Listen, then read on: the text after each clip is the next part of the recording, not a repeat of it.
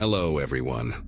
Before we start, make sure to like and subscribe to the channel, and leave a comment with where you're from and what time you're watching. That way, YouTube will keep showing you stories just like this one. Now, let's begin. Halloween night 2022 should have been just another fun night out in downtown Denver. At 31, I'd reached that age where costume parties felt more like an obligation than excitement. But my roommate Jenna had convinced me to join her and our friend Ashley for a bar crawl. We'd spent the afternoon putting together last-minute costumes. I went as a vampire with fake blood dripping down my chin. Jenna dressed as a zombie nurse with theatrical wounds painted on her arms. And Ashley transformed herself into a witch with this elaborate green face paint that took her 2 hours to perfect. The three of us had been friends since college, and even though we all had regular jobs now, I worked in marketing, Jenna taught elementary school, and Ashley managed a boutique downtown. We still made time for these nights out together. That particular evening started like any other Halloween celebration, with overpriced drinks, terrible music, and grown adults stumbling around in polyester costumes. The crawl took us through 5 different bars, each one more packed than the last, and by midnight we were exhausted and ready to head home. We'd been smart enough to leave our cars at home, planning to use a rideshare. But when we stumbled out of the final bar onto Larimer Street, the wait times were showing 45 minutes minimum. Ashley kept refreshing her app, cursing at the surge pricing that had hit 3 times the normal rate, while Jenna sat on the curb trying not to smudge her zombie makeup. That's when this guy in a firefighter costume approached us, one of those realistic ones with actual heavy gear, not the cheap Party City version. He had this friendly demeanor, pointing to a black SUV parked across the street and explaining that he was actually a rideshare driver who'd been picking up fares all night between stopping at parties. His app was supposedly glitching, he said, but he could take us for cash at the regular rate if we needed a ride. Everything about him seemed legitimate. He knew the exact base fare to our neighborhood, had one of those pine tree air fresheners hanging from his mirror, and even offered us bottles of water from a cooler in his back seat. The thing that really sold us was how professional he acted, checking our destination address on his phone's GPS, confirming our names even though we hadn't given them yet, which seemed weird for maybe half a second until Jenna laughed and said her name. Then we all followed suit. He helped Ashley into the front seat because she was wearing these massive platform boots that made walking treacherous, while Jenna and I climbed into the back. The interior was spotless, with leather seats and phone chargers in every door pocket, exactly like every other rideshare I'd ever taken. He even had a playlist of popular music going, not too loud, and asked if we wanted to change the station. During the ride, he chatted casually about how busy Halloween was for drivers, mentioning specific street closures downtown that we'd noticed earlier, and complaining about drunk passengers who'd made a mess in his car the previous weekend. The water bottles he'd offered were sealed, store-bought, nothing suspicious about them at all. I remember specifically checking because my mom had drilled stranger danger into my head since childhood. What happened next exists only in fragments, like trying to piece together a dream that keeps slipping away the more you chase it. I remember Ashley laughing at something on her phone, the glow lighting up her green painted face in the darkness of the car. I remember Jenna talking about some parent at her school who'd complained about the Halloween decorations being too scary for kindergarteners. I remember the driver adjusting his rearview mirror and asking if we needed to make any stops on the way home. Then there's just nothing. Not blackness, not sleep, but a complete absence of memory. Like those hours were surgically removed from my brain. The next thing I knew, I was waking up fully clothed on my couch at 4 in the afternoon on Sunday, still wearing my vampire costume with the fake blood now crusty and flaking onto my cushions.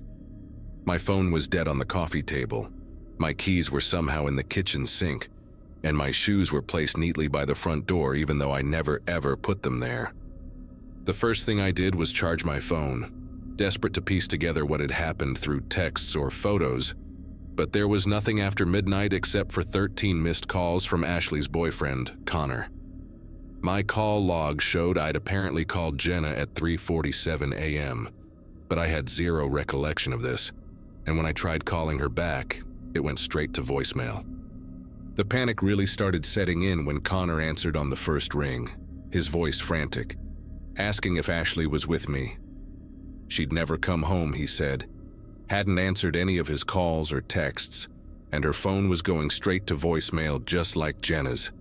He'd already called the hospitals, even driven to her parents' house in Aurora thinking maybe she'd gone there, but nobody had seen her since she left for the bar crawl with us. My head was pounding, not like a normal hangover, but this deep, disorienting fog that made thinking feel like swimming through syrup. I told Connor I'd just woken up, that I couldn't remember anything after getting in that car, and the silence on his end stretched so long, I thought the call had dropped. Jenna showed up at my apartment 20 minutes later, still wearing her zombie nurse costume, mascara streaked down her face in black rivers. She had the same story, waking up in her own bed with no memory of getting there.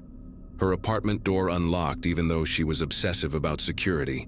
Her purse contents spread across her kitchen counter in a way she'd never do. Neither of us could remember anything after those first few minutes in the SUV, but both of us had woken up safely in our homes while Ashley was just gone. We spent the next 3 hours retracing our steps, calling every bar we'd visited, even walking down Larimer Street looking for that black SUV or anyone dressed as a firefighter who might have been driving for rideshares. The bars all remembered us. Hard to forget 3 women in elaborate costumes, but nobody had security footage of the street where we'd gotten picked up. One bouncer at the third bar mentioned he'd seen us talking to someone in firefighter gear, said the guy had been hanging around all night but wasn't actually going into any of the bars, just lingering on the sidewalks where people were looking for rides. Connor had already filed a missing person report by Sunday evening, and 2 detectives came to my apartment Monday morning to take our statements. Detective Garrison, an older woman with gray streaks in her hair, kept asking about the water bottles. Did we drink them? Did we see him drink one? Did we keep any of them? Of course we hadn't kept them, and neither Jenna nor I could even remember if we'd actually drunk the water or just held the bottles. The younger detective, Reeves, was more interested in the driver himself, pulling up photos on his tablet of registered rideshare drivers to see if we recognized anyone. None of them looked familiar, but then again, between the darkness and our intoxicated state, I could barely picture his face beyond a vague impression of stubble and what might have been brown eyes. They asked about the make and model of the SUV, but all I could tell them was that it was black, maybe a Chevy or GMC, definitely newer because it had that backup camera screen in the dashboard. Jenna remembered even less, just that the seats were tan or beige leather, and that there'd been an energy drink can in one of the cup holders. The breakthrough came Wednesday afternoon when Detective Garrison called to say they'd found security footage from an ATM camera 2 blocks from where we'd gotten picked up. The timestamp showed 12:23 a.m., our car pulling away from the curb with all 3 of us visible through the windows. The license plate was partially obscured by mud or something deliberately smeared on it, but they could make out that it was a Colorado plate starting with F. More importantly, they'd tracked the vehicle through various traffic cameras heading east through downtown.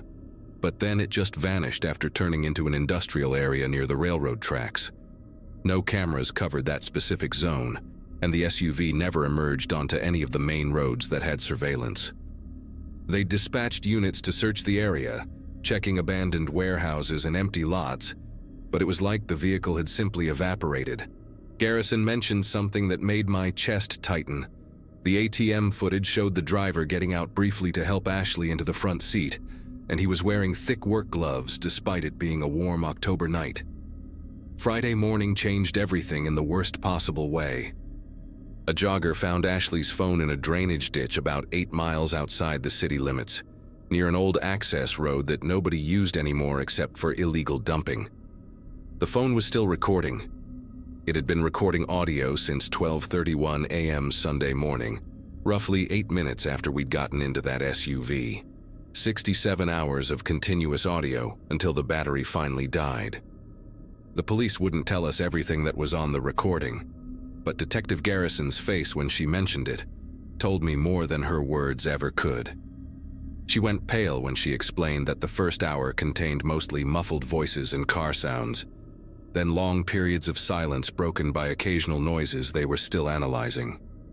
What they did share was that around the 40-minute mark, you could hear Ashley's voice very clearly saying she felt sick, then asking why we weren't responding to her. After that, her voice didn't appear on the recording again, just ambient sound and what might have been footsteps on gravel much later. The audio revealed something else that made everything infinitely worse. At 1:15 a.m., you could clearly hear a garage door opening and closing. Then there were distinct sounds of movement, like furniture being shifted or heavy objects being dragged across concrete. At 2:47 a.m., there was the sound of a different vehicle starting, probably a truck based on the engine noise. The recording captured this second vehicle driving for approximately 22 minutes before stopping. Then came the worst part, the sound of a shovel hitting dirt, rhythmic and methodical for nearly an hour.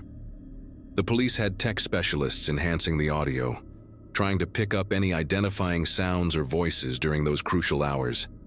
They'd also used the phone's GPS data to track its movement, but whoever had it had disabled location services after the first hour, and the phone had stayed in that ditch from approximately 4 a.m. Sunday until it was found Friday. Garrison asked if we remembered anyone mentioning construction sites or property outside the city, but our minds were just blank walls where those hours should have been. Saturday brought the most terrifying revelation yet, when the tech team managed to enhance a portion of the audio from around 3:30 a.m. They isolated what sounded like a muffled conversation between two men, our firefighter and someone else. The second voice was asking about the other two, and whether they'd remember anything. The response was too garbled to make out completely, but the specialists detected the word dose and something that sounded like their apartments. That's when I realized with absolute clarity that this man had been in my home, had physically carried me inside, arranged my belongings, and left me on my couch like some kind of twisted dollhouse figure. Jenna broke down completely when we heard this, realizing he'd done the same to her, had probably stood in our bedrooms watching us unconscious, deciding what to do with us. The police immediately processed our apartments for DNA and fingerprints, but whoever this was had been meticulous. Not a single print besides ours, no DNA evidence, no fibers or hair that didn't belong to us or our regular visitors. Even the water bottles from the car were gone, likely disposed of along with any other evidence from the vehicle. The investigation intensified with the FBI getting involved due to the suspected kidnapping across state lines, based on some background noise in the audio that suggested movement into Wyoming or Nebraska. They brought in cadaver dogs to search the industrial area where the SUV had vanished, and while the dogs alerted to several spots, no body was found. Yet. Meanwhile, Connor was barely functioning, staying at his parents' house because he couldn't stand being in the apartment he'd shared with Ashley. The worst part was how calculated everything had been. This person had studied rideshare apps, knew exactly what price to quote, understood which areas had surveillance gaps, and had somehow managed to dose 3 people so precisely that 2 of us survived while 1 disappeared. He'd even known our names before we gave them, which meant he'd been watching us throughout the night, possibly heard us introduce ourselves at one of the bars, or seen our IDs when we were getting them checked. The firefighter costume wasn't random either. People inherently trust first responders, let their guard down around someone who seems like a hero. Every single detail had been orchestrated, from the legitimate-looking car setup to knowing exactly how to make Jenna and me appear like we'd just had too much to drink, ensuring nobody would immediately suspect foul play when we couldn't remember our night. The break in the case came 2 weeks later through pure luck. A construction worker renovating an old fire station 40 miles away found a firefighter costume stuffed behind a loose wall panel, along with a set of car keys and a roll of cash. The keys belonged to a black Suburban registered to a man named Gregory Hoffman, who'd been reported missing by his family 3 days before Halloween. His SUV was found a week after that, completely stripped and burned in a field near the Kansas border, but forensics still managed to pull DNA from blood traces in the trunk that matched Ashley. Gregory Hoffman's body turned up in his own basement. He'd been dead since October 28th, killed in his own home while his family thought he was away on a hunting trip. The real killer had taken his vehicle, his identity, and used both to hunt on Halloween night. Security footage from a gas station near Gregory's house showed a man filling up the Suburban on October 30th, wearing a baseball cap and keeping his face turned away from cameras, but his build matched what little we could remember. The same man appeared on traffic cameras driving toward downtown Denver on Halloween night, already wearing the firefighter costume. They never found Ashley's body, though they searched for months using ground-penetrating radar, cadaver dogs, and volunteer search teams. They never caught the man who took her either. The DNA found at Gregory's house didn't match anyone in the system, and the fingerprints they lifted from Gregory's basement door were from someone who'd never been arrested or worked in any job requiring prints. Jenna moved back to Ohio to live with her family, unable to handle staying in Denver. Connor left the state entirely. Last I heard, he was somewhere in Florida trying to start over. As for me, I still live in the same apartment, though I installed 3 deadbolts and a security system that would rival a bank's. I still can't remember those missing hours, even after trying hypnotherapy and various other treatments to recover the memories. Sometimes I wonder if not remembering is actually a mercy, if my brain is protecting me from something too horrible to process. The police keep the case open, calling occasionally when they have a lead that never pans out. They did tell me one last detail from the audio. In the final hours of recording, just before the phone died, you could hear a distant train horn and what sounded like someone whistling a children's song, though they could never identify which one. Ashley's parents still call me sometimes, not blaming me, but desperately hoping I'll remember something, anything, that might help them find their daughter. All I can tell them is what I know, that she got in that car with us, and then she was gone, and 2 of us were lucky enough to wake up.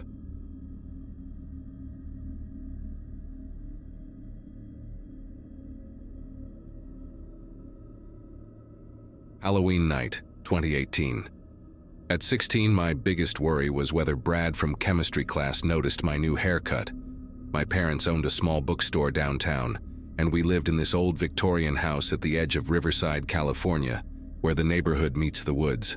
That night, my younger brother Nathan was at a sleepover, and my parents had gone to bed around 11 after handing out candy to the last trick-or-treaters. I stayed up in my room, scrolling through Instagram and texting my best friend Kayla about the party we'd missed, because my dad said it would run too late. The house was finally quiet, just the occasional creak of old wood settling, and the wind rustling through the massive oak tree outside my window. Around 12:30, I heard it. This soft, rhythmic knocking coming from downstairs. Not loud or aggressive, just persistent. 3 knocks, pause, 3 knocks, pause. At first, I thought maybe some drunk teenagers were messing around, trying to get one last scare in before Halloween officially ended. We'd had problems before with kids from the high school throwing eggs at houses or leaving creepy dolls on porches as pranks. I crept out of my room, avoiding the squeaky floorboard near my door, and made my way down the hallway. The knocking continued, steady and patient, like whoever was out there had all the time in the world. From the landing, I could see our front door through the stairway railings, and the porch light was on, casting long shadows through the frosted glass panels. I tiptoed down to the living room and moved toward the window beside the door, my bare feet silent on the hardwood floor. The blinds were closed, but I could angle them just enough to see outside without being noticed. What I saw made my breath catch in my throat. There was a woman sitting on our porch steps, facing away from the door. She was barefoot, which seemed strange for late October, and her shoulders were shaking like she was crying or maybe just cold. Her hair was long and tangled, hanging down her back in dark, matted strands. She wore what looked like a light blue dress or nightgown, but even from behind, I could see dark stains spreading across the fabric. The way she sat there, hunched over and rocking slightly, made her look broken somehow. She wasn't knocking anymore, she was just sitting there trembling in the yellow porch light. I must have made some noise because she started to turn her head, and I quickly stepped back from the window. My heart was pounding so hard I could hear it in my ears. Part of me wanted to wake up my parents, but another part kept thinking maybe she needed help. Maybe she'd been in an accident or someone had hurt her.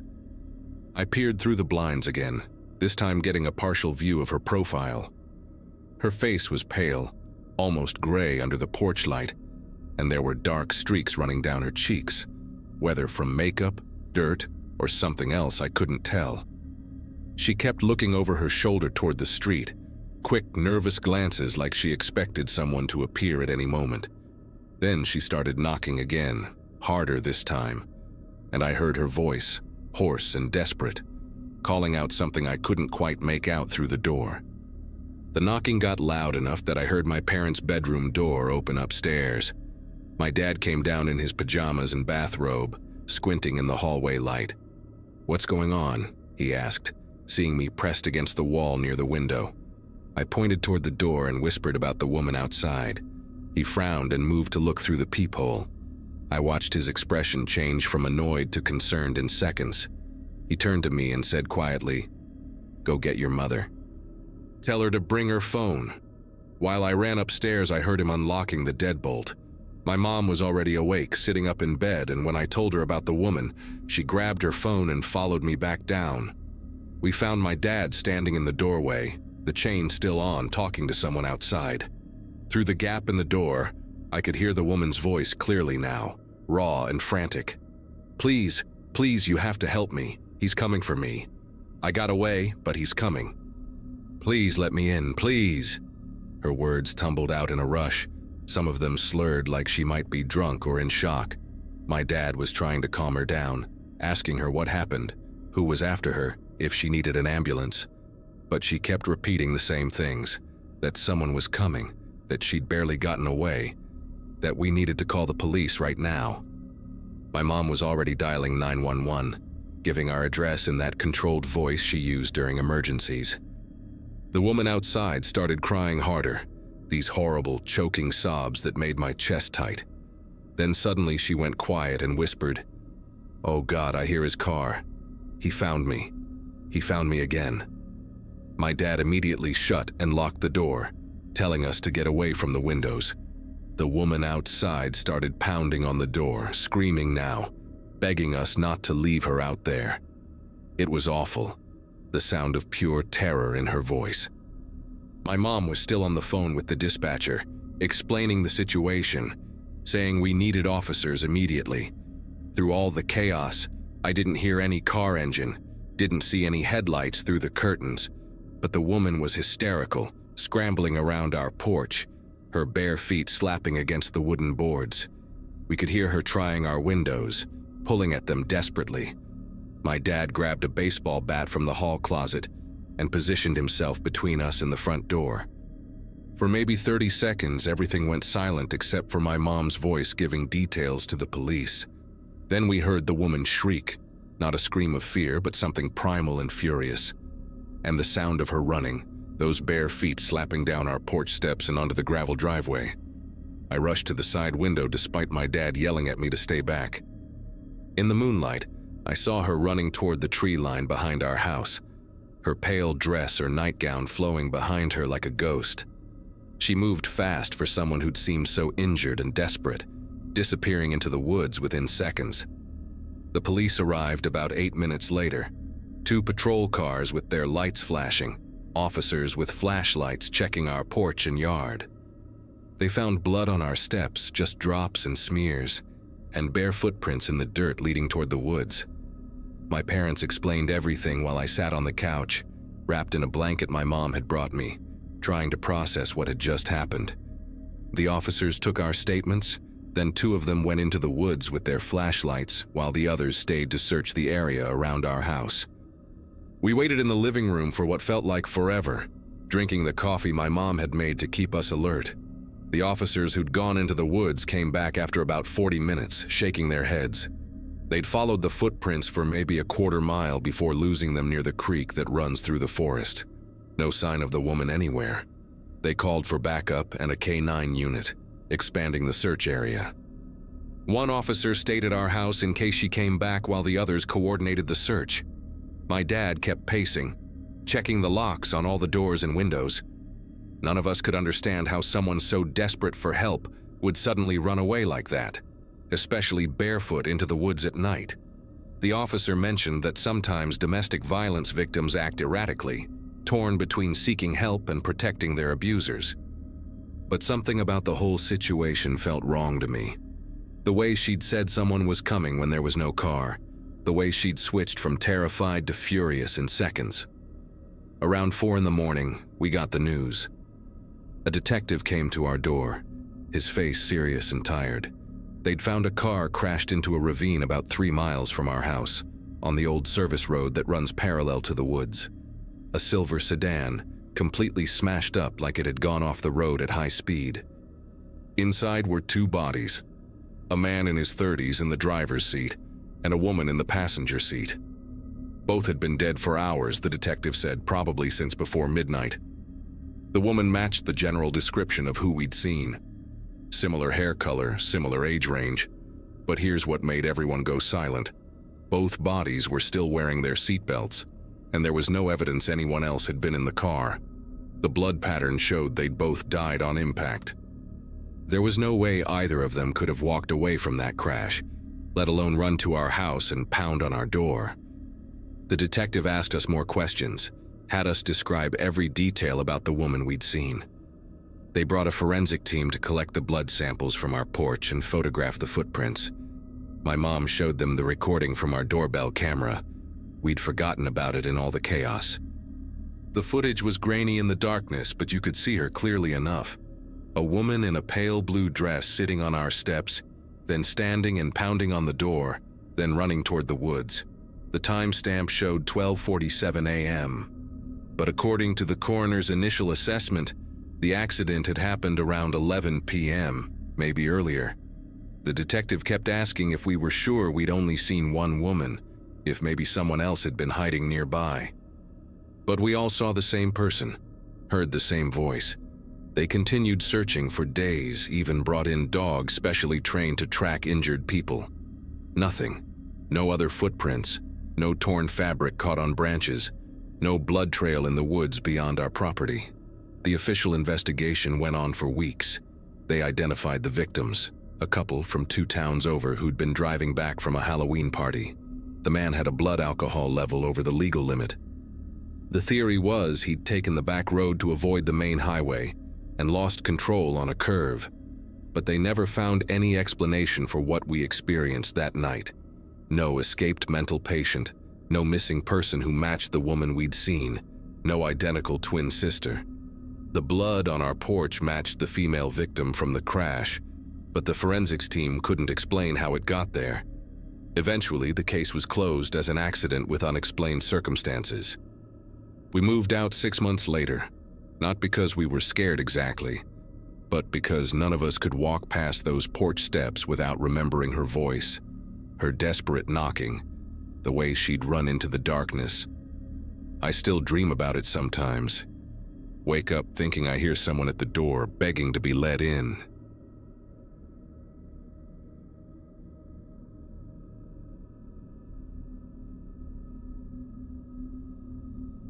The thing about college parties is that they all blend together after a while. But that night in October at the house on Birch Avenue is burned into my memory like a scar that won't fade. I was halfway through my junior year at State University, grinding through economics courses and surviving on ramen and energy drinks like every other broke college student. My roommate Jake Sullivan and I had been inseparable since freshman orientation, one of those friendships that just clicked from day one. Jake had this incredible ability to make friends with literally anyone. He'd walk into a room full of strangers and leave with 5 new contacts and plans for the weekend. He was the guy who'd lend you his last $20 knowing you'd probably forget to pay him back, who'd drive across town at 3 a.m. to pick you up when your ride bailed, who knew exactly when you needed to hear a terrible joke to break the tension during finals week. We'd been through everything together those first 2 years. Failed exams, successful parties, that disastrous spring break road trip where his car broke down in the middle of nowhere. That particular Saturday night, We were headed to what everyone was calling the party of the semester, hosted by some seniors renting this ancient house that looked like it hadn't seen repairs since the 70s. Jake and I showed up around 10 wearing matching zombie costumes, basically just thrift store clothes we'd destroyed with scissors and covered in fake blood that kept staining everything we touched. The house was absolutely insane when we walked in. Easily 200 people crammed wall to wall. The air so thick with artificial fog and body heat that breathing felt like work. The seniors had gone all out transforming the place. Seizure-inducing strobe lights in what used to be the living room. Kitchen converted into a chaotic bar where people were mixing drinks with whatever they could find. Fake cobwebs and plastic skeletons hanging from every doorway and light fixture. But the basement was the main attraction. They'd turned it into this underground club with ultraviolet lights everywhere. The concrete walls covered in neon paint that glowed like toxic waste in the darkness. Getting down there required fighting through a mass of sweaty bodies on stairs so narrow you had to turn sideways. Everyone holding drinks above their heads to avoid spilling, the temperature rising with each step down. Once you made it to the bottom, the heat hit you like walking into a sauna. The bass from the speakers so intense it felt like your bones were vibrating. Everyone packed so tight you moved as one giant organism in the darkness. Around midnight, Jake and I were down in that basement, pressed against the back wall trying to catch our breath between songs. The face paint we'd applied so carefully earlier was now running down our faces in gray streaks, making us look more like melting wax figures than zombies. Jake had been dancing with this girl dressed as a vampire for the past hour, but she disappeared upstairs with her friends, leaving him doing these exaggerated dance moves to make me laugh.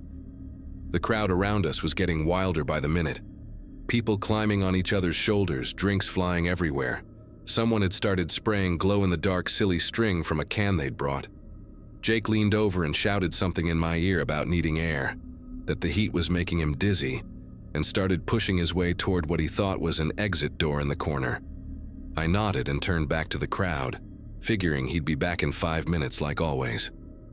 There were so many people crushed together that when someone pushed from behind, we all moved forward like dominoes, and by the time I looked back to where Jake had been heading, he'd already vanished into the mass of bodies.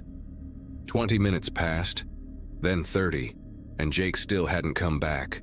At first I wasn't worried, figured he'd probably run into someone upstairs, maybe got caught up in a conversation or found his way to the bathroom line that stretched halfway down the hall. I pushed my way up the basement stairs, the temperature dropping with each step, my shirt soaked through with sweat going cold against my skin. The main floor was just as packed but definitely cooler. People sprawled on couches, couples making out in corners. Someone had started a beer pong tournament in what used to be the dining room. I checked the kitchen, the back porch where smokers had congregated, even waited outside the bathroom for 10 minutes thinking he might be sick in there. Asked a few people if they'd seen a tall guy in a zombie costume, but that description fit about 30 different people at the party. The weird thing was that Jake's phone kept going straight to voicemail, not ringing, just immediate voicemail like it was turned off or dead. That wasn't like him at all. Jake was the type who'd answer texts while showering, who kept a portable charger in his pocket because he never let his phone die. By 1 in the morning, I was starting to panic. I'd searched every room in the house twice, even pushed my way back down to the basement thinking maybe I'd missed him in the crowd. The party was still raging, but I couldn't focus on anything except finding Jake. I grabbed this guy, Steve, who lived down the hall from us in the dorms, explained that my roommate had disappeared, and he helped me search again. We went through the whole house systematically this time. Every bedroom, closet, even checked the backyard where people had built a bonfire in a metal trash can. Steve suggested maybe Jake had hooked up with someone and left, but that didn't make sense either.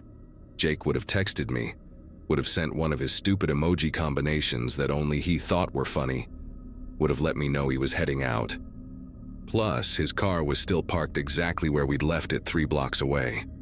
I'd run out to check, hoping maybe he'd felt sick and gone to sleep it off. The windows were fogged up from the cold, but I could see through enough to know he wasn't inside, and his spare key was still hidden in the magnetic box under the wheel well. where he always kept it. I finally found the host, this senior named Kevin Brennan, who I'd only met once before, and asked him if there were any other exits from the basement, anywhere Jake might have gone to get some air. Kevin looked at me like I was insane, his pupils dilated and clearly several drinks deep into the night. He said the basement only had one entrance, those narrow stairs everyone was using, and that the door in the corner had been locked and blocked off for months. When I insisted Jake had headed toward that corner door, Kevin got defensive, said that area was off limits, that they'd specifically piled boxes and old furniture in front of it to keep drunk people from messing around back there. But Jake had definitely walked in that direction. I could picture it clearly, him weaving through the crowd, his hand up in that half wave he always did, heading straight for that corner. Kevin started getting aggressive, asking why I was trying to cause problems, saying maybe my friend just left without telling me, that I needed to chill out and stop making accusations. The music was still pounding from the basement, but suddenly it felt threatening instead of exciting, like the rhythm of something terrible happening just out of sight. Steve and I went back down to the basement one more time, using our phone flashlights to cut through the UV lighting and actually see that corner clearly. The crowd had thinned out just a little, enough that we could push through to the back wall without too much resistance. There were definitely boxes stacked up in that corner, old cardboard things with water damage and torn edges, plus what looked like a broken couch standing on its end. But when I looked closer, I noticed something that made my chest tighten. There were fresh scrape marks on the concrete floor, like something heavy had been dragged recently. The dust patterns didn't match either. You could see clean rectangular shapes where boxes had been sitting for a long time, but they weren't lined up with where the boxes were now. Someone had moved all this stuff recently, maybe even tonight. Steve saw it too, started pulling at one of the boxes to see what was behind them. But then Kevin appeared with two other guys, all of them bigger than us, telling us we needed to leave immediately. They weren't asking. They physically grabbed our arms and started marching us toward the stairs.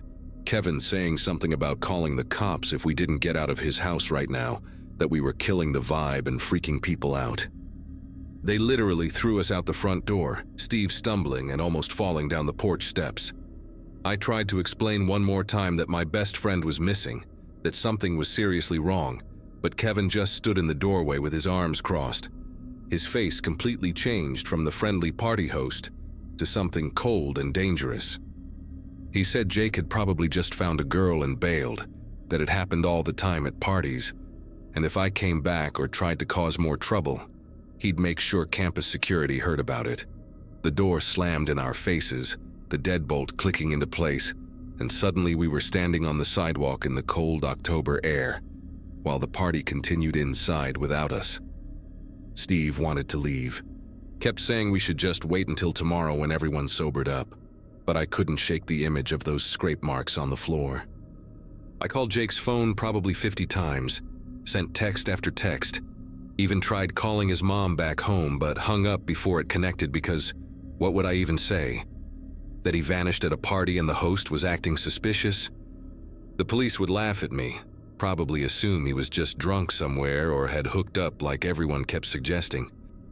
I stayed outside that house until 4 in the morning, sitting in my car parked across the street, watching people slowly trickle out as the party died down. Every time someone emerged from the front door, my heart would race thinking it might be Jake, but it never was. Around 3:30, I saw Kevin and his roommates carrying garbage bags out to the curb, moving quickly and quietly like they didn't want to draw attention. One of the bags tore open when they tossed it, and I could see what looked like clothing spilling out, but they quickly gathered everything up and stuffed it into another bag before I could get a better look. The basement lights stayed on long after the rest of the house went dark, and I could see shadows moving past the small ground-level windows, but the glass was too grimy and painted over to make out what was happening inside. My phone battery died around dawn, and I finally drove back to campus, my mind racing through every possible explanation. Maybe Jake had felt sick and someone had taken him to the hospital. Maybe he'd had some kind of allergic reaction to something. Maybe there was a back exit I didn't know about, and he'd left without his car for some reason. Sunday morning, I filed a missing person report with campus police, even though they clearly didn't take it seriously at first. The officer kept asking if Jake had been drinking, if we'd had an argument, if he had a history of taking off without telling anyone.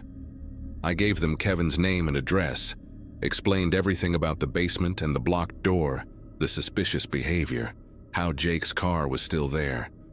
It wasn't until I mentioned that Jake was supposed to take a midterm on Monday, that he had perfect attendance and would never miss an exam, that they finally agreed to do a welfare check at the house. I went with them, sitting in the back of the patrol car as we drove to Birch Avenue, my stomach churning with a mixture of hope and dread. The house looked different in daylight, shabbier, smaller, with Halloween decorations hanging limp and sad from the porch railings. Kevin answered the door looking haggard and annoyed, but his expression changed quickly when he saw the uniforms. He was suddenly cooperative, concerned even, saying he'd help however he could, that he hoped Jake was okay, that these parties sometimes got out of hand and people wandered off. The police searched the main floors first while Kevin followed them around, explaining that hundreds of people had been through the house, that it would be impossible to know where everyone went. When they got to the basement, I watched Kevin's jaw tighten as they approached that corner with the stacked boxes. He quickly mentioned that area was just storage, that it had been blocked off for months because of water damage, that no one could have gone back there during the party. But one of the officers, an older woman with sharp eyes, noticed the same scrape marks I'd seen and asked Kevin to move the boxes. He protested at first, said it was dangerous back there, that the landlord had specifically told them not to let anyone pass that point, but the officers insisted. It took them about 10 minutes to clear everything away, Kevin getting more agitated with each box they moved. His roommates now gathered at the top of the stairs watching nervously. Behind all that junk was a door, just like I'd suspected, but it was different than I expected. Heavy wood reinforced with metal brackets, with a padlock that looked brand new hanging from the latch. Kevin immediately said he didn't have the key, that the landlord must have locked it, that it probably just led to old heating equipment or something. The officers made him call the landlord right there, and while they waited, I noticed one of Kevin's roommates slip away upstairs, pulling out his phone as he went. The landlord arrived within 20 minutes, a nervous older man named George Hoffman who kept wiping his palms on his jeans. He fumbled with a ring of keys for what felt like forever, before finding the right one, his hands trembling as he worked the padlock. The door opened to reveal wooden stairs descending into darkness, way deeper than the basement level, with a smell coming up that made everyone step back, musty and metallic and wrong. The cops went down first with flashlights while we waited above, Kevin now completely silent, his face gray. I could hear them moving around down there, their voices echoing strangely, and then one of them shouted for everyone to get back, to not come any closer. The older officer came up the stairs fast, already on her radio calling for backup and crime scene techs, her face pale. She wouldn't tell me what they'd found, just kept saying to wait outside, that this was now an active investigation.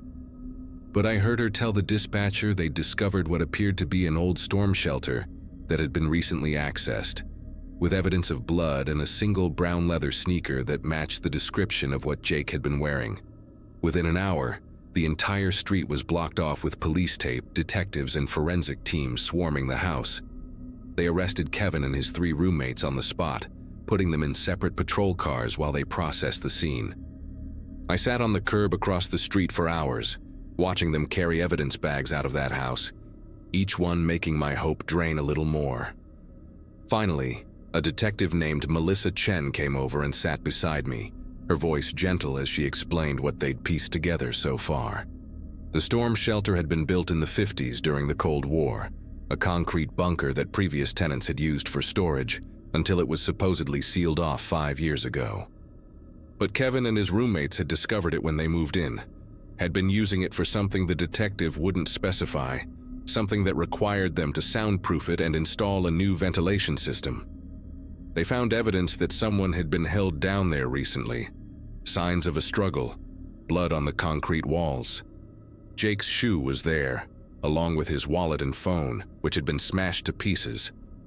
The detective said they were still searching, that there were other passages connected to the shelter that led to the city's old maintenance tunnels, that Jake might have escaped that way or been moved. The truth came out 3 days later when one of Kevin's roommates, a guy named Paul Morrison, broke down and told the police everything in exchange for a plea deal. They'd been using the storm shelter to run some kind of underground fighting ring, bringing drunk college kids down there to fight for money, while others bet on the outcomes.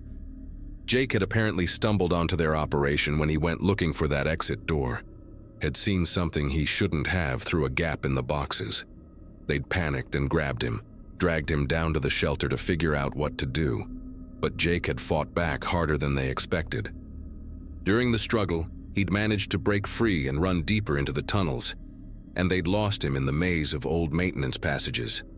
Search teams spent 2 weeks combing through those tunnels with dogs and thermal cameras, and finally found Jake about a mile from the house, alive but barely. He'd been wandering in complete darkness for 3 days, had fallen down a maintenance shaft and broken his leg, survived by drinking condensation off the pipes. He'd lost a frightening amount of weight and couldn't stop shaking for weeks afterward, but he was alive, and that's all that mattered to me. Kevin got 15 years for kidnapping and running an illegal gambling operation. His roommates got lesser sentences for their cooperation. The university shut down all parties at off-campus houses for the rest of the year, and that old house on Birch Avenue was condemned and demolished by spring. Jake spent a month in physical therapy learning to walk properly again, and another 3 months in counseling dealing with the trauma of being trapped underground in complete darkness. He never talks about what he saw in that shelter before he ran, just gets this distant look and changes the subject. We're still roommates, still best friends, but something shifted that night. We both learned how quickly a normal college party could turn into a nightmare, how the people serving you drinks might be hiding something monstrous right beneath your feet. Jake graduated last May and got a job at an accounting firm downtown, and I'm finishing up my senior year now.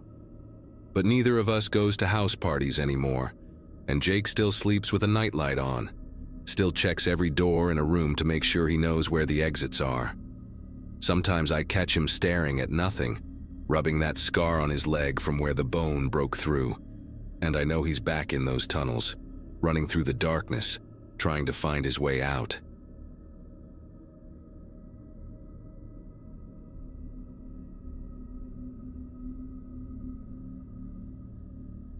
Frank Dawson's Halloween displays were legendary on Cedar Ridge Drive, the kind of thing real estate agents would actually mention when showing houses in the area.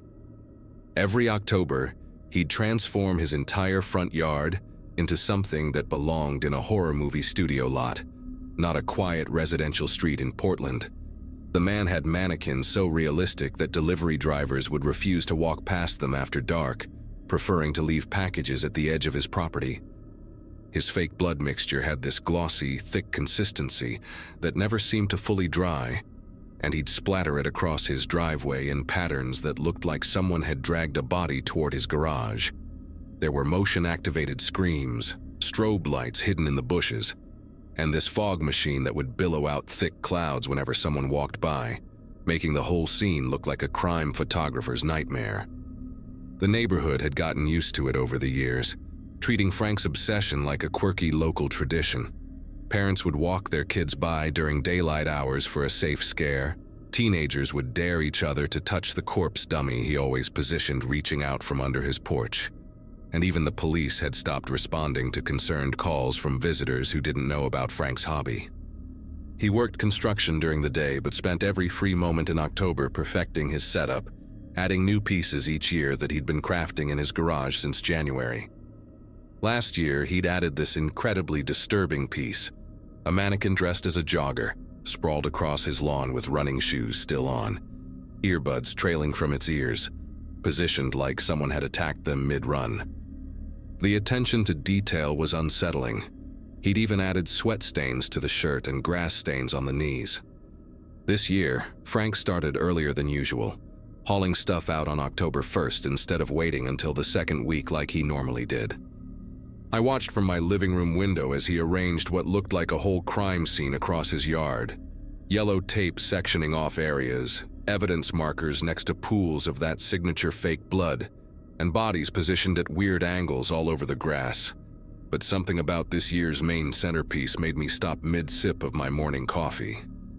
Right in the middle of his lawn, illuminated by a spotlight he'd installed, was a man in a business suit, face down with one arm stretched toward the sidewalk like he'd been trying to crawl away. The suit was navy blue with subtle pinstripes, the kind you'd see at any downtown office, and there was a briefcase spilled open near the body with papers scattered around it. Frank had even added a coffee cup on its side, dark liquid staining the papers brown. The thing that really got me was how fresh everything looked. Usually, Frank's props had this theatrical quality, obviously fake even when they were well made. But this businessman dummy looked different. The suit fabric had natural wrinkles where the body was positioned.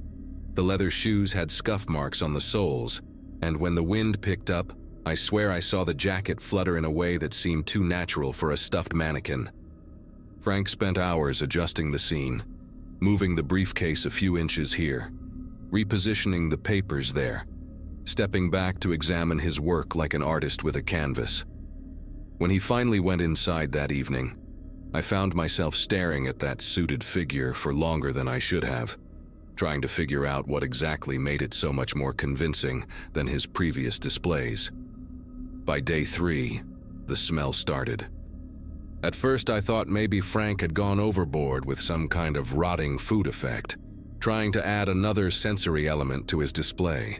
The October heat wave we were having, temperatures pushing into the mid-70s when they should have been in the 50s, wasn't helping. That sweet heavy odor would drift across my yard whenever the wind shifted, making me close my windows despite the warm weather.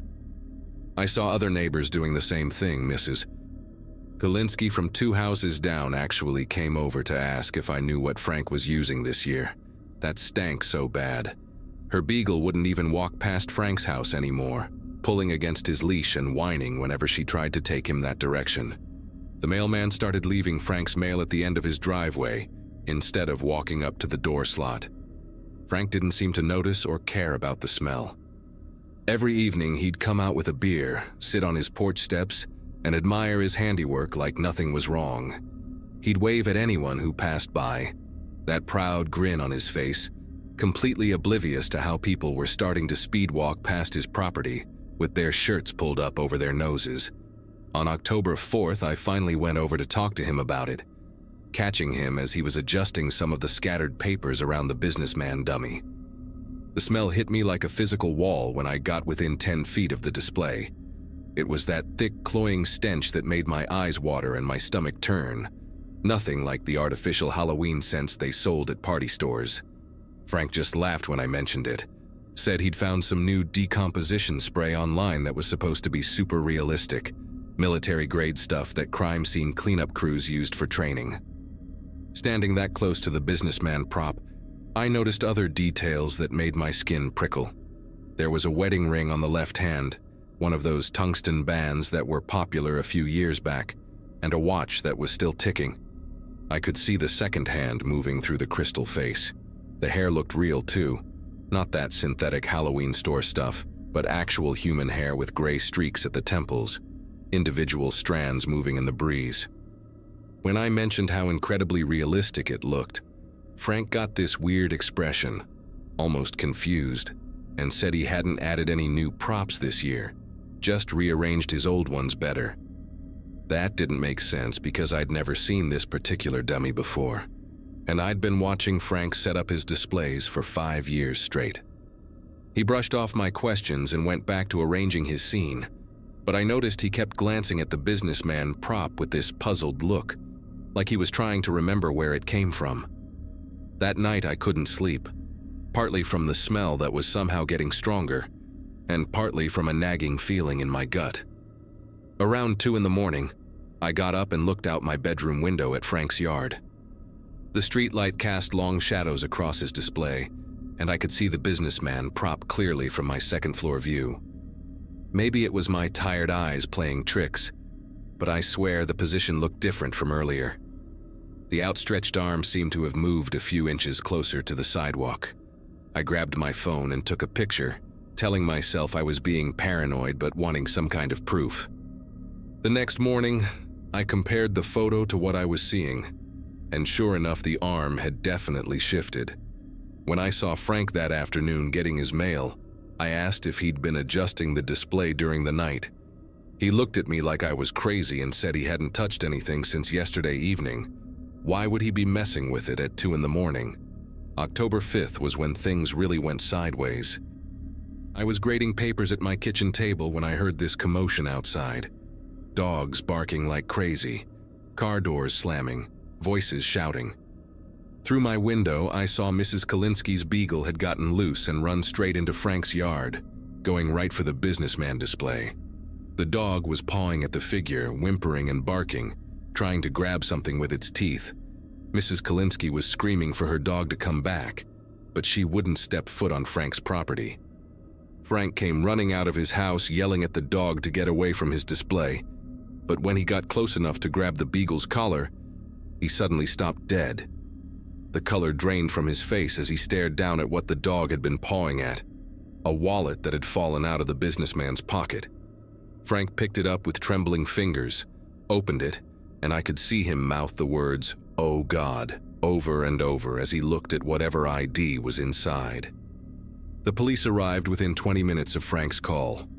Not just one patrol car, but 3, then a van, then people in different uniforms who started putting up actual crime scene tape that looked exactly like Frank's fake ones. They cleared everyone back, wouldn't let anyone get close, but from my porch I could hear fragments of their radio chatter. "Missing person," they kept saying. Robert Henley, local insurance adjuster, hadn't come home from work 6 days ago. His wife had reported him missing on October 2nd, said he'd left the office like normal but never made it home. The way the cops were looking at Frank, taking pictures of his entire display, measuring distances between props, it was clear they thought he'd done something. Frank kept shaking his head, explaining over and over that he'd found all his mannequins already positioned when he started setting up on October 1st, assumed someone had played an early Halloween prank by adding extra props to his collection in the night. He swore he thought it was just another dummy, maybe one that someone didn't want anymore and figured he'd appreciate. The coroner confirmed what the smell had been telling us all along. Robert Henley had been dead for approximately 6 days, likely killed elsewhere and deliberately placed in Frank's yard sometime during the night of September 30th. The real kicker came when detectives found security footage from the house 3 doors down that had a partial view of Frank's yard. The grainy video showed a van pulling up around 3 in the morning on October 1st, someone in dark clothes dragging something heavy across Frank's lawn, spending about 15 minutes arranging it among the Halloween decorations that Frank had left out from the previous year. The person knew exactly what they were doing, positioning the body to blend in perfectly with Frank's signature style. They'd even scattered fake evidence markers around to make it look like part of the scene. The detective told me later that whoever did it had probably been watching Frank's displays for years, knew his patterns, knew he'd start setting up on October 1st, and wouldn't look too closely at what was already there. They never did catch who did it. The van was stolen, found burned out 2 counties over a week later. Robert Henley's murder became one of those cases that goes cold after all the leads dry up. No enemies anyone knew about, no life insurance policies worth killing for, no affairs or gambling debts. Just a regular guy who sold insurance and coached Little League on weekends, whose body ended up as part of a Halloween display for 5 days before anyone realized. Frank took down all his decorations the day after the police finished processing his yard. Not just for that year, but permanently. I helped him haul boxes to the dump, watched him throw away thousands of dollars worth of props he'd collected over the years. He couldn't stand to look at any of it anymore, he said. Moved away 3 months later. Heard he went to Arizona where Halloween's not such a big deal. The new family that bought his house has no idea why nobody on our street really decorates for Halloween anymore. Why we all just leave our porch lights off and pretend we're not home when October 31st rolls around. Some things just kill the spirit of a holiday, you know. And every time I smell that particular sick sweet smell, whether it's roadkill or spoiled meat or whatever, I'm right back there, watching Frank realize that he'd been tending to a corpse for 5 days, adjusting its position, stepping around it with his morning coffee, proud of how realistic his display looked this year.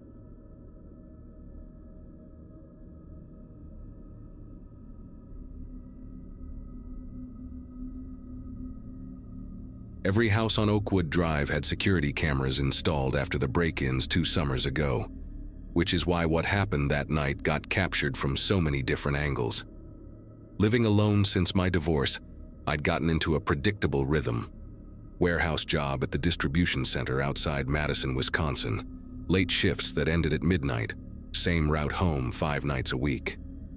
32 isn't old, but it's old enough to appreciate a quiet routine, especially after the chaos of a messy split.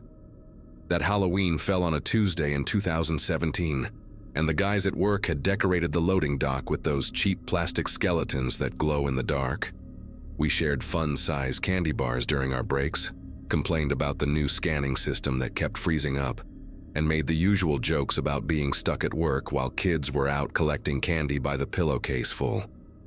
Normal night, normal conversations, normal everything right up until I clocked out at 12:03 and headed to my car in the employee parking lot. Madison gets quiet after midnight, but that drive home felt like traveling through a ghost town. And I don't mean that in the Halloween decoration sense. The university district usually has at least a few drunk students wandering around, especially on Halloween, but the streets were completely empty. Not just empty, but wrong somehow. Like everyone had gotten some memo I'd missed about staying indoors. The 20-minute drive felt longer with no other cars on the road. Just me and my headlights cutting through patches of fog that had rolled in from the lakes. Every house I passed still had porch lights burning bright, those universal Halloween signals that candy was available, except it was way too late for any kid to still be out. The McDonald's on Miller Road sat dark. The gas station that never closes had its pumps shut off. Even the police car that usually sits at the speed trap near the industrial park was nowhere to be seen. By the time I turned onto my street, my brain was trying to rationalize it all. Maybe there was some big event downtown I hadn't heard about. Maybe the weather forecast had warned about storms. Maybe I was just tired and overthinking everything. My driveway is one of those long gravel types that curves slightly, about 40 feet from the street to my garage, lined with these overgrown juniper bushes the previous owner planted in the 90s. As my headlights swept across the gravel, illuminating the path ahead, 2 figures came into view at the very end of my driveway, right where it meets the sidewalk. They were just standing there, perfectly still, facing my direction. Both wore those vintage clown masks, not the cheap plastic ones from party stores, but those old-school rubber ones with the wild orange hair, huge red noses, and painted smiles that stretched way too wide. One was notably taller, maybe 6'3", wearing what looked like a mechanic's coveralls splattered with dark stains. The shorter one, probably 5'8" or 5'9", had on a faded yellow raincoat despite the fact it hadn't rained in weeks. They weren't moving, weren't talking, just standing there like mannequins somebody had placed at the end of my driveway as the world's worst Halloween prank. My first thought was college kids being idiots, because Madison is full of them and Halloween brings out their worst judgment.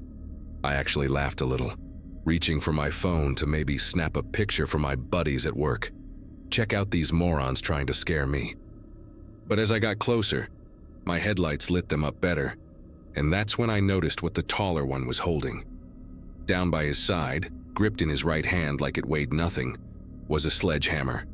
Not a prop, not some foam Halloween decoration, but an actual sledgehammer with a worn wooden handle and a head that had seen some serious use.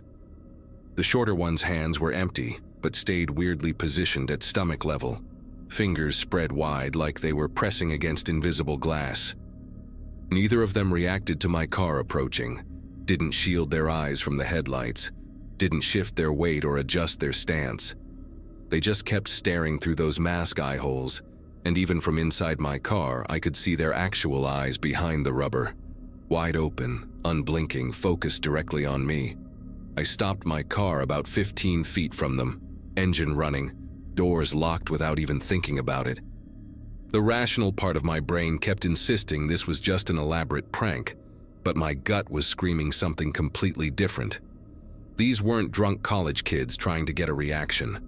There was something methodical about how they stood, something practiced and deliberate. I hit my high beams, flooding them with even more light. And still nothing. No flinch, no movement, just that horrible stillness. That's when I noticed other details that made my mouth go dry. The taller one's coveralls had fresh mud on the knees, like he'd been kneeling in dirt recently. The sledgehammer had something dark and wet on its head that definitely wasn't rust.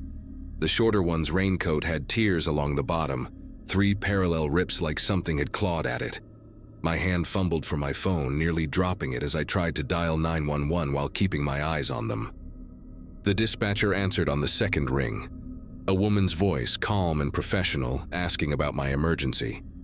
"There are 2 people in clown masks blocking my driveway," I said, surprised at how steady my voice sounded. "One of them has a sledgehammer. They're just standing there, not moving, and I'm trapped in my car." The dispatcher asked for my address, which I rattled off quickly, then asked if I was in immediate danger. Before I could answer, both clowns tilted their heads to the left at exactly the same moment, like synchronized swimmers performing some twisted routine. The movement was so sudden and coordinated that I actually jumped in my seat, my knee hitting the steering wheel. "They're moving," I said into the phone, hearing my voice crack this time. "Please send someone now."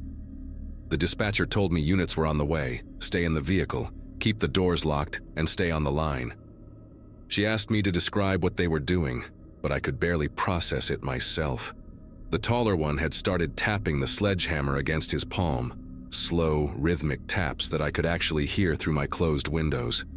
The shorter one began doing this weird swaying motion, shifting weight from foot to foot like a boxer warming up, those spread fingers finally curling into fists. Then they started walking toward my car. Not running, not rushing, just walking with these measured, deliberate steps that somehow felt more threatening than if they'd charged at me. The dispatcher kept asking what was happening, and I kept narrating like some twisted play-by-play announcer, but my voice was getting higher, tighter. "They're coming closer, maybe 10 feet away now. The tall one is raising the hammer." That's when I threw the car in reverse, tires spinning on the gravel, backing up fast toward the street. But here's the thing about my driveway. It curves, and backing up at night when you're panicking isn't exactly precision driving. I clipped one of those juniper bushes, felt the car lurch, overcorrected, and ended up with my back wheels in the grass of my front yard. The engine stalled. In that sudden silence, I could hear them crunching across the gravel, getting closer, and the dispatcher saying something about units being 3 minutes out. But 3 minutes felt like 3 hours when those masks were reflecting in my mirrors. I got the engine started again just as the sledgehammer came down on my hood. The sound was incredible. This metallic crash that made my ears ring left a dent the size of a dinner plate right in front of me. The shorter one pressed both palms flat against my driver's side window, and I could see every detail of those hands through the glass. Dirt under the fingernails, scratches across the knuckles, a gold wedding band on the left ring finger that somehow made everything worse because it made them human, real, not just Halloween decorations come to life.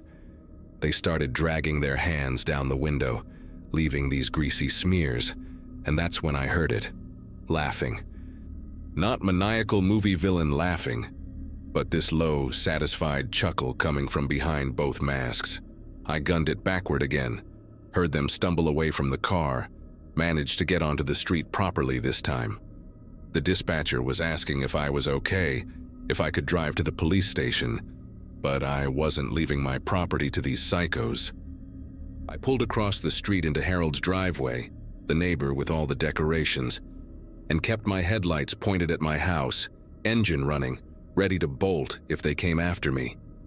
From Harold's driveway, I watched them through my windshield, the dispatcher still on speakerphone asking for updates every few seconds. The 2 clowns stood in my yard for a moment, looking at each other like they were having some silent conversation.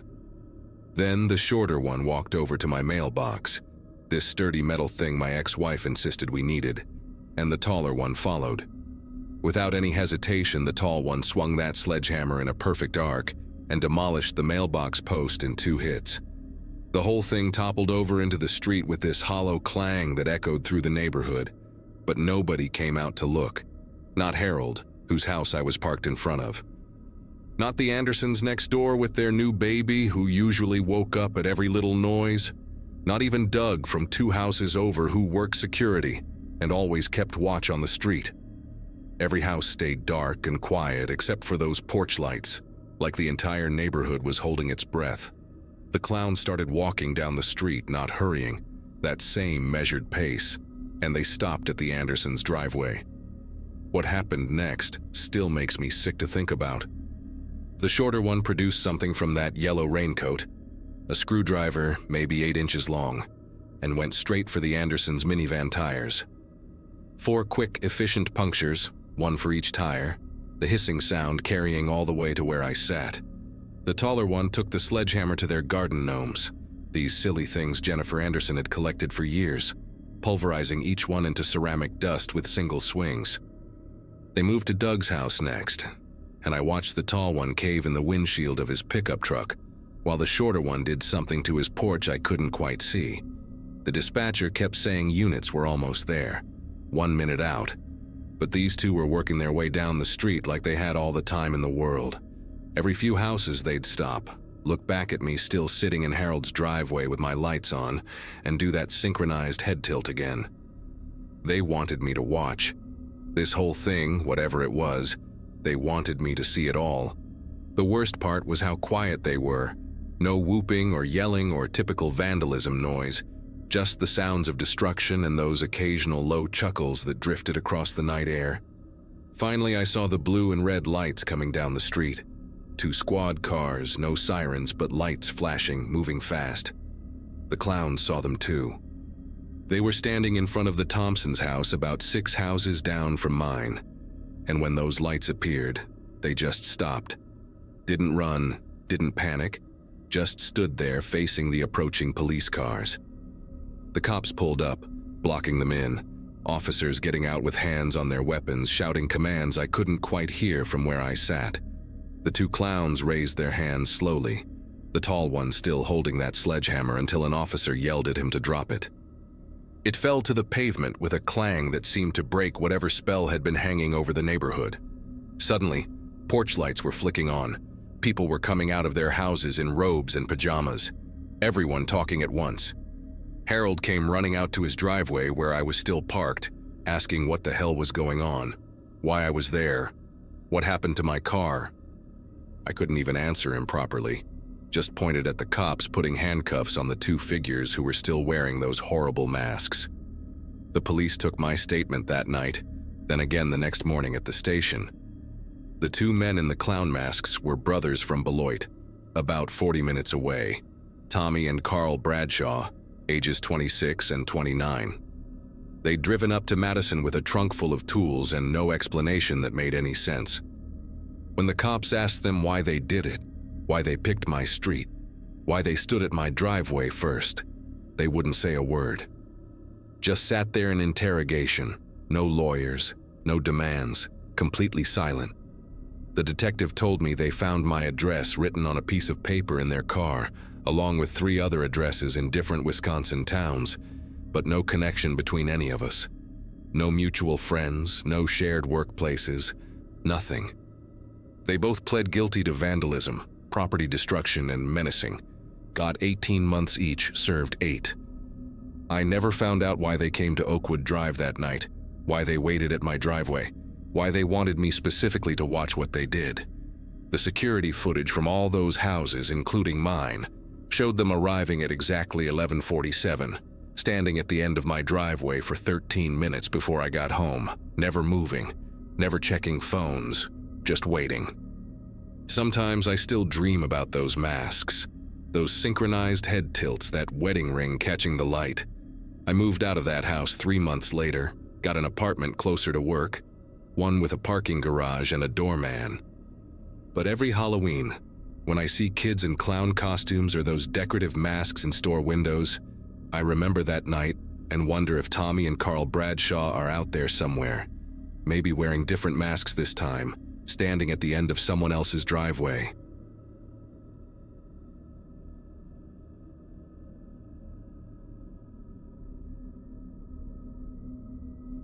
The last kid showed up at my door dressed as some character from a video game I didn't recognize, and I dumped the rest of my candy bars into his pillowcase just to be done with it. My feet were killing me from standing at the door for 3 hours straight, and the inflatable dinosaur costume I'd been wearing was making me sweat like crazy. After locking up and turning off the porch light, I collapsed on the couch and pulled out my phone to order food. The fridge had nothing but expired yogurt and beer, and Antonio's was the only pizza place still delivering this late on Halloween. Their app was acting weird, taking forever to load, but eventually my order went through. Large pepperoni, garlic knots, and a 2-liter of Coke. 45 minutes, the confirmation said. I peeled off that ridiculous dinosaur suit and grabbed a shower while I waited, figuring I had plenty of time. The doorbell rang right as I was pulling a shirt over my head, still damp from the shower. Through the peephole, I could make out a tall figure in a cracked skull mask holding what looked like a pizza bag. Nothing unusual for Halloween night. I'd seen 3 delivery drivers earlier wearing costumes while I was handing out candy. But when I opened the door, the guy just stood there, completely silent, his head cocked at this weird angle like he was examining me through those hollow eye sockets. The pizza bag in his hands was plain black. No logo or anything. Not the red insulated ones with Antonio's name that I'd seen dozens of times before. He was wearing a faded leather jacket over a black hoodie, and I noticed his jeans had dark stains on them, maybe grease or mud. After what felt like way too long, he finally spoke in this rough whisper that barely sounded human, saying $24.50 for the order.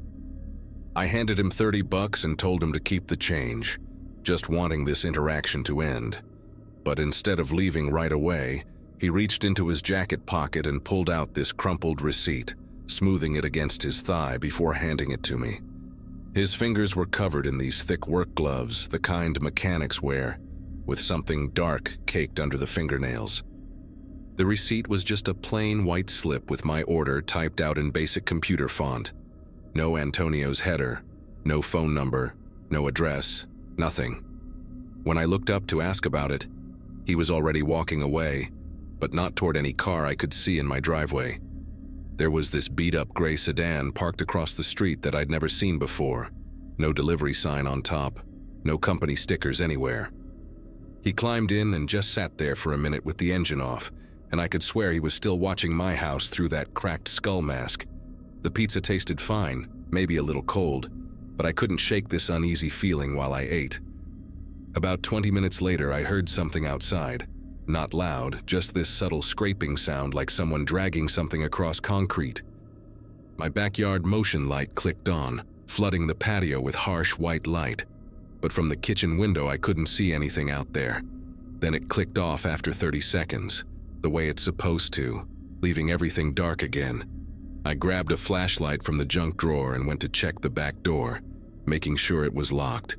And that's when I noticed the doorknob was wet, like someone had just tried turning it with damp hands. The scraping sound came again, closer this time, from the side of the house where I keep the trash cans.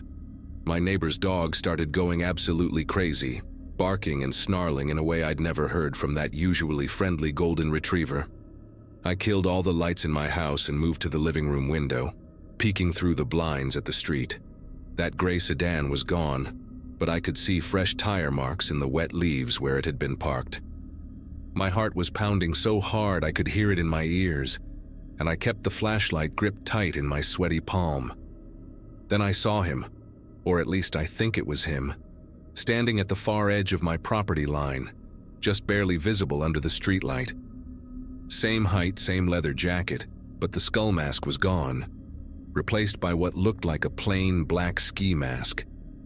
He was holding something in his right hand, maybe a crowbar or a tire iron, just standing there perfectly still like he was waiting for something.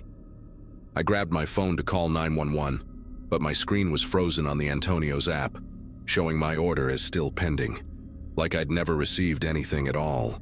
The sound of breaking glass from my basement window sent me into full panic mode.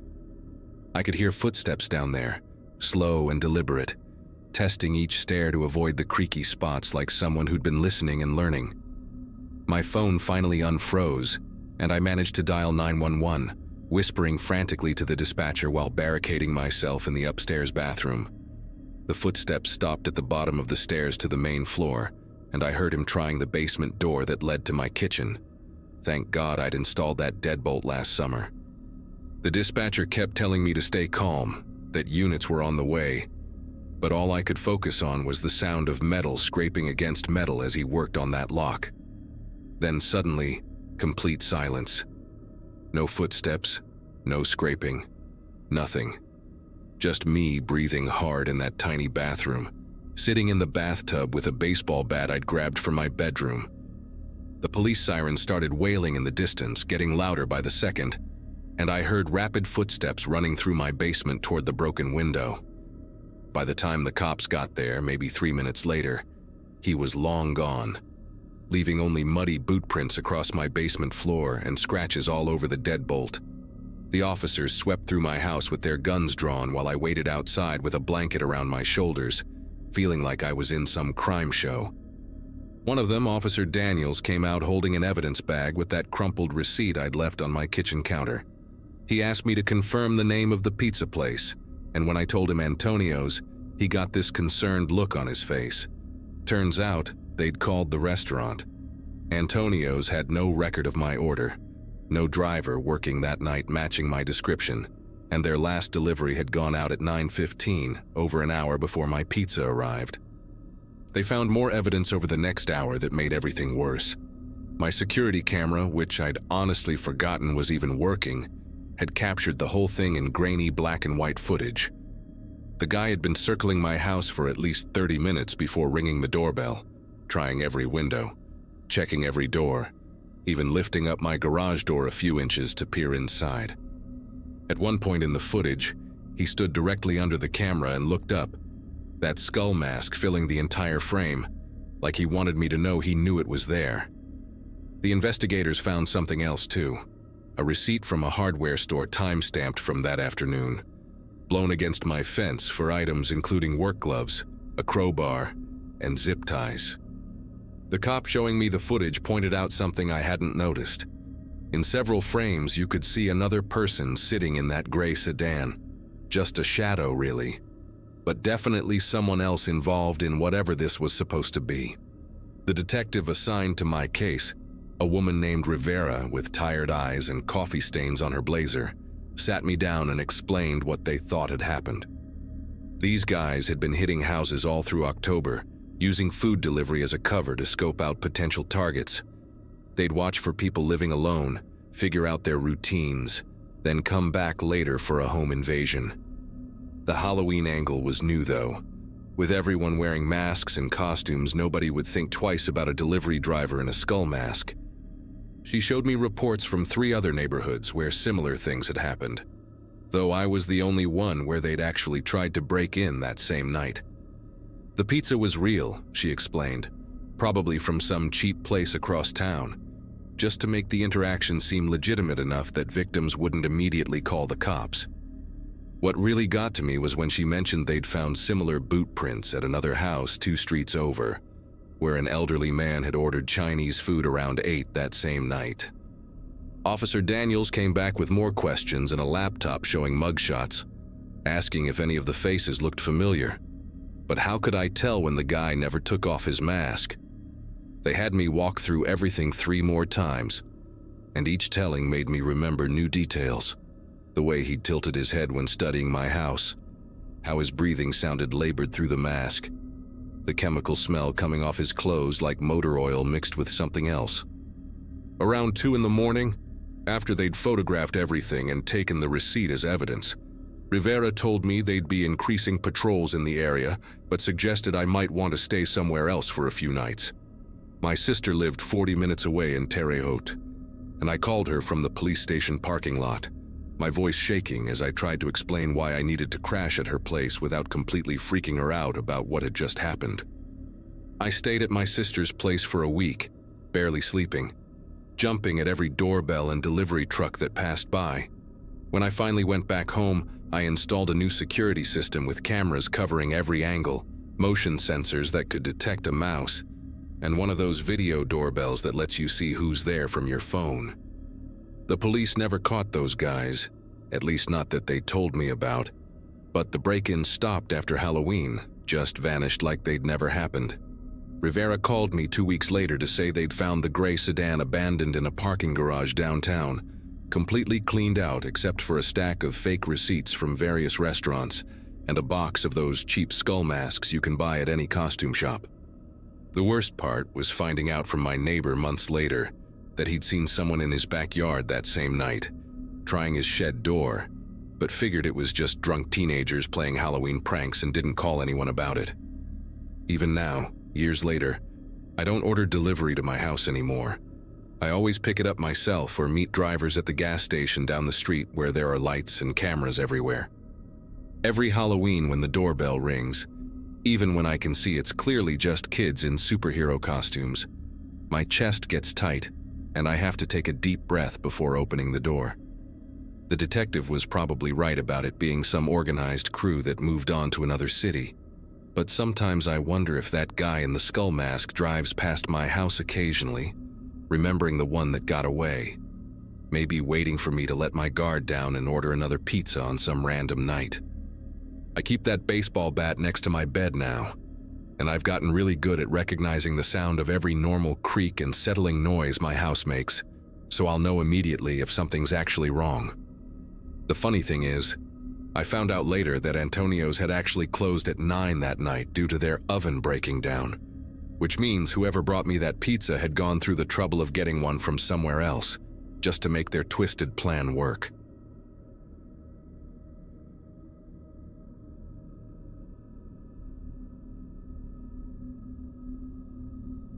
It was one of those chilly late October evenings when the air smelled like wet leaves and pumpkin candles. My parents were both working the night shift that Halloween, so it was just me and my little brother Caleb. He was 8, dressed as a vampire with fake fangs that kept falling out, while I wore a cheap witch hat and an oversized sweater. Our neighborhood wasn't fancy, but people went all out with decorations, fake cobwebs in bushes, orange lights hanging from porches, and skeletons swaying from trees. It felt safe, familiar. I'd walked those streets my whole life, and I thought I knew everyone who lived there.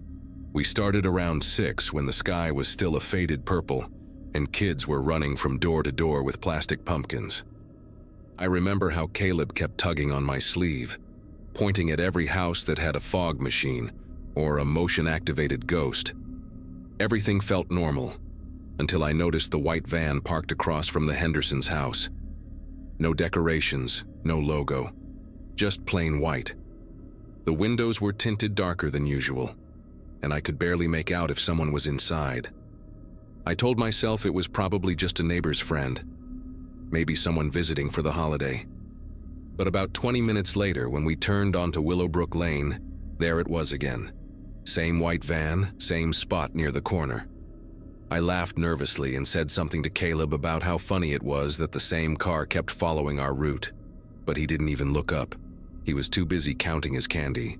I tried not to think about it, but my mind started piecing things together.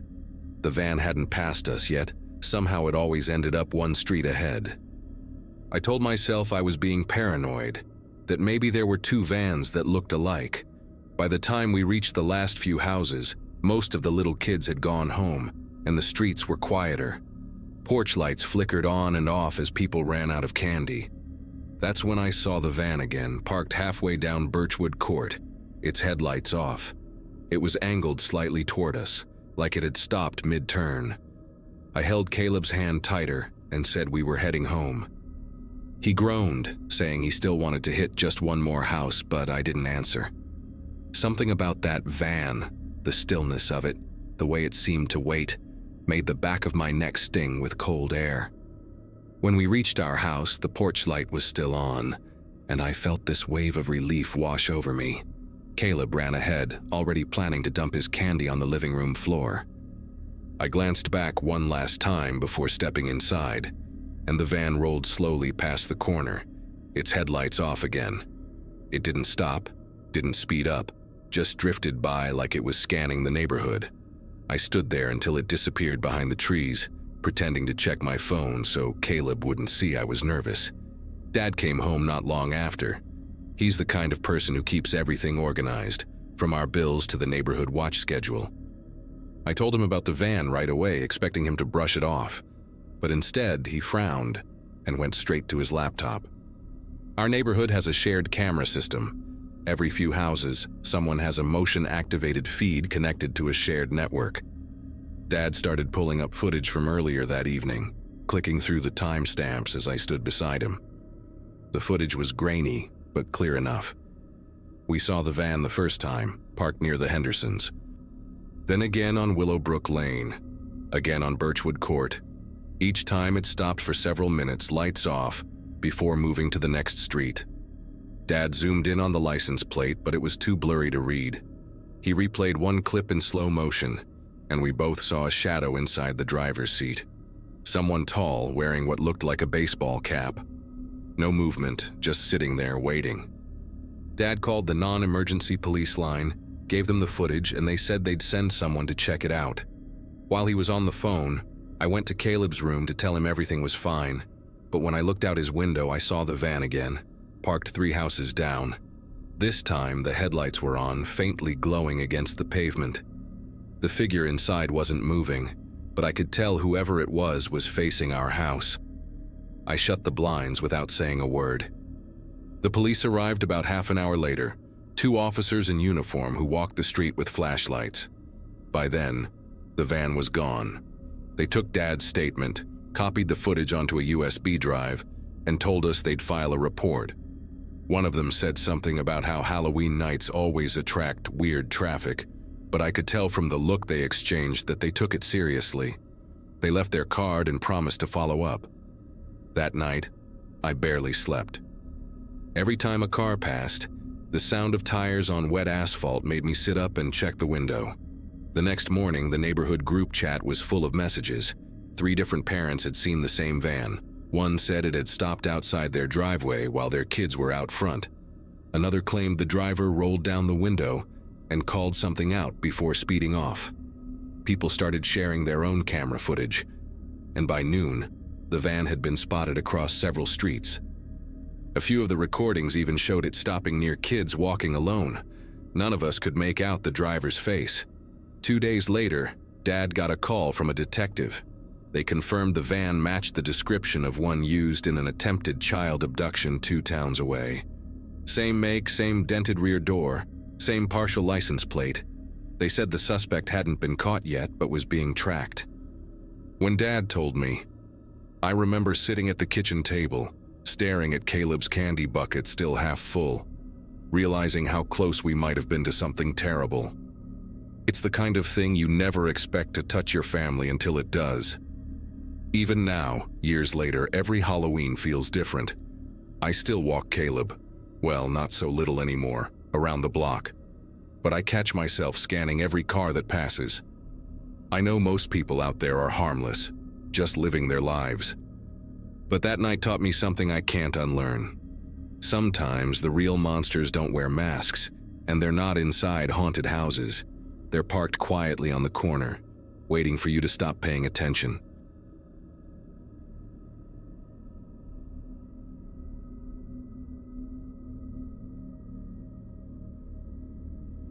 There are moments in life that carve themselves into your memory like scars, and that night became one of them for me. I had planned it for weeks, just a simple Halloween night with my son, Miles. He was 8, full of energy, and had been talking for days about dressing as a pirate. We lived in a quiet suburb where everyone knew each other, the kind of place where people waved from their driveways and kids rode their bikes until the streetlights came on. I remember tightening the strap of his plastic sword before we left, his small hands clutching the candy bucket shaped like a pumpkin. The air smelled like wet leaves and cheap fog machine smoke. Every porch flickered orange, and the whole neighborhood glowed with that soft excitement only Halloween brings. We walked house to house, laughing when Miles tripped over his costume or shouted "thank you" through his plastic mask. He was proud of how heavy his bucket had gotten. At some point, We joined a small group of families moving down the main street. Kids darting between lawns, parents chatting behind them. Everything felt safe, almost too perfect. It happened when we reached the corner house with the strobe lights and fake tombstones. I turned to greet one of the neighbors, a man I'd seen walking his dog a few times. And in that brief turn, Miles was gone. I called his name, expecting him to pop out from behind a bush or jump scare me like he loved to do. When he didn't answer, the laughter around me blurred into background noise. I checked the yard, then the sidewalk, then ran toward the end of the street. He was nowhere. His candy bucket lay tipped over near the curb, candy scattered across the wet grass. I started asking around, parents, kids, anyone. Most of them shook their heads, saying they hadn't noticed him wander off. But one woman mentioned seeing a firefighter leading a little boy toward a white SUV. She thought it was just a parent helping their kid get home early. I ran down the block, searching for the vehicle, but the street was crowded, headlights flashing everywhere. By the time the police arrived, the neighborhood had gone quiet, and the house where we'd stopped, the one with the fake tombstones, had its lights off. The officers asked me to describe exactly what I saw, and I kept repeating the same useless details: the flashing strobe lights, the fake fog, the sound of kids laughing. I pointed to the house, insisting that was where we had been standing. But when they checked, the place looked completely different. The decorations were gone, the porch was dark, and the windows were covered with wooden boards that looked like they had been there for years. I remember standing there completely confused, as if the whole setup had been erased in minutes. The officer shone his flashlight on the ground where Miles's candy had spilled, and the reflection of the wrappers looked almost metallic under the beam. They questioned every neighbor on that street, but nobody could say who lived in that house. One man swore it had been vacant since he moved there, and another said it used to belong to an elderly couple who'd passed away years ago. No one had seen anyone move in or out recently. When they pulled up property records, there wasn't even a registered address matching that spot anymore. It was just listed as a lot, with no dwelling number. The more the police checked, the more everything stopped making sense. I stayed out until dawn, calling his name until my voice cracked. Every shadow looked like him for a second. Every distant laugh made my heart leap. The officers promised to keep searching, but as the days passed, their updates became shorter, less hopeful. They found no tire marks matching an SUV, no security footage that captured a firefighter costume, and no candy wrappers from the brand Miles loved near the area where I found his bucket. It was as if the night had swallowed him whole. Weeks later, I started walking that same route every evening after work. The house was still there, or what looked like a version of it. The boards, the empty porch, the uneven lawn. But every now and then I'd see something out of place, a faint orange glow behind one of the boarded windows, or the flicker of a strobe light for half a second before it vanished. I told myself it was my mind playing tricks, but deep down, I knew I hadn't imagined that house. One night near the end of that month, I parked across from the empty lot and just sat there with the engine off. The street was silent except for the hum of distant traffic. Then, right around the same hour when Miles disappeared, the porch light came on.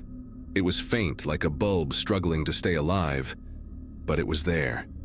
The fog drifted across the yard exactly the way it had that night. I got out of the car and walked closer, trying to convince myself it was a coincidence. From the sidewalk, I could hear faint laughter inside the house. Kids' voices, giggling, echoing through the boards. When I called out, everything stopped. No sound, no light, just the cold air moving through the trees. I stood there for what felt like forever before forcing myself to leave. The next morning I returned with an officer, but the house was gone again. Just grass and dirt where it had stood hours earlier. He told me to take a break from the area, said grief can twist perception, but I wasn't confused. I knew where I had been. I knew what I saw. Months later, a neighbor I barely knew slipped a small object into my mailbox. A plastic pirate sword, broken near the handle, the same cheap kind I had tightened for Miles that night. No note, no explanation. I called the police, but they couldn't trace who left it. They said maybe it was someone's idea of a cruel prank. I stopped pushing after that. I stopped talking about it altogether. It has been years now, and Halloween still makes me uneasy. Every October, I think about that flickering porch light and the laughter behind those boarded windows. Sometimes I drive through the old neighborhood, half hoping to see that house again, half dreading it. No one ever found Miles, and no one ever found that white SUV. But some nights I swear I can still hear his voice, faint and distant, calling from somewhere down that same street, asking if we can visit just one more house.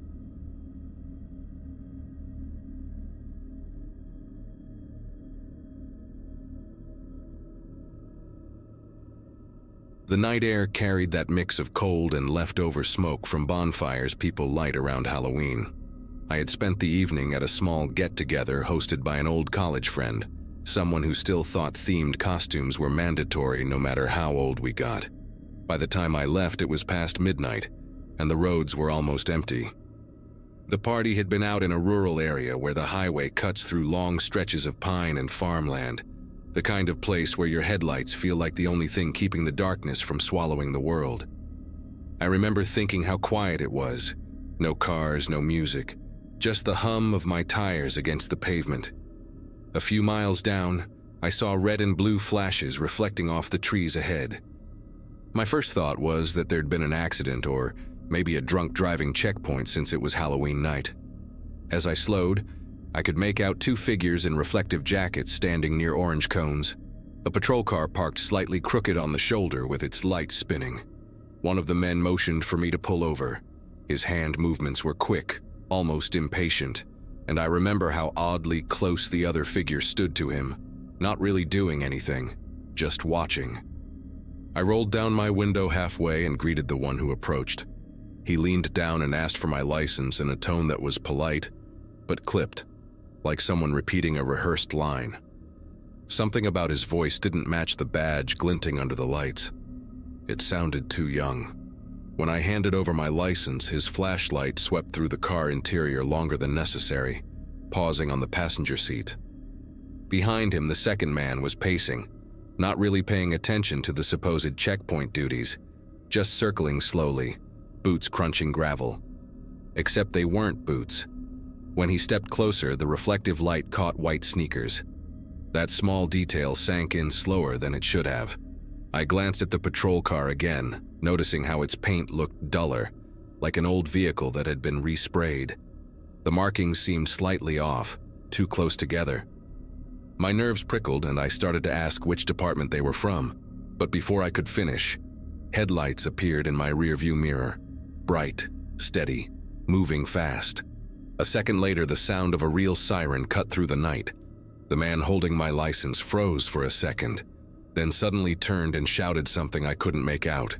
Both of them bolted toward the tree line, disappearing into the woods, as the new cruiser rolled up behind me. The real officer who stepped out of the cruiser was older, with a calm expression that didn't match the chaos I'd just witnessed. He asked me to keep my hands visible, and then approached cautiously, flashlight steady. I told him what had happened, how two men had stopped me and taken my license before running off. He immediately called something into his radio and told me to stay in the car. More patrol cars started arriving within minutes, their lights bouncing off the trees like some kind of eerie warning. One of the officers shined a light into the woods, revealing a narrow trail of footprints heading downhill toward a creek. When they found my license, it was lying near the cones, half buried in the gravel, along with a few others.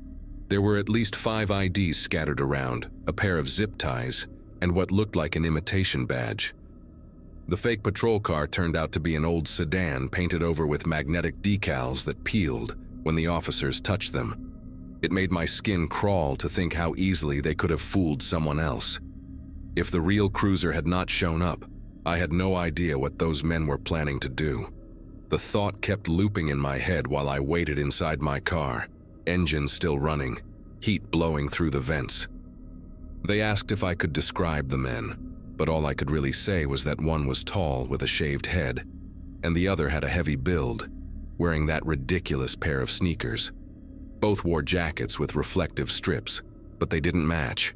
One had a tear near the shoulder, the other looked new. The officers exchanged glances when I said that. One of them mentioned quietly that there had been similar fake checkpoints reported earlier that night on other roads nearby. That hit me harder than anything. It meant these guys weren't improvising. They had planned this, maybe even rehearsed it. When I finally got home, I parked in my driveway and sat there for a long time, staring at the steering wheel. The adrenaline had drained out, leaving behind this dull, heavy feeling that sat in my chest. My phone kept lighting up with missed calls and messages from friends asking if I'd gotten home safely. I couldn't bring myself to answer any of them yet. Every time I closed my eyes, I saw that crooked badge glinting under the patrol lights and those sneakers moving toward the shadows. Even weeks later, when I drove past that stretch of highway, I caught myself slowing down, half expecting to see those fake officers again. A few days later, a detective from the county sheriff's office called to follow up. He said the men who fled my stop were still being identified but had likely been involved in similar setups on other rural roads that same night. Apparently, they targeted people driving alone, mostly women heading home late. The detail made my stomach twist. He thanked me for staying calm and reporting everything clearly. I did not feel calm. Every part of that night still replayed in fragments. The fake car, the crooked badge, the way one of them kept circling like he was waiting for the right moment. For weeks after that, I avoided driving alone at night. If I had to, I kept my phone on speaker with someone from my family while I drove, headlights locked on the road ahead. Friends would tease me about being paranoid, but then the news broke about another checkpoint, this time 2 counties over. Same fake patrol lights, same reflective jackets. The victims in that case had driven straight through without stopping, and that probably saved them. I remember thinking how close I had come to not being one of the lucky ones. The sheriff's office later confirmed the fake patrol car had been reported stolen from a small auction lot.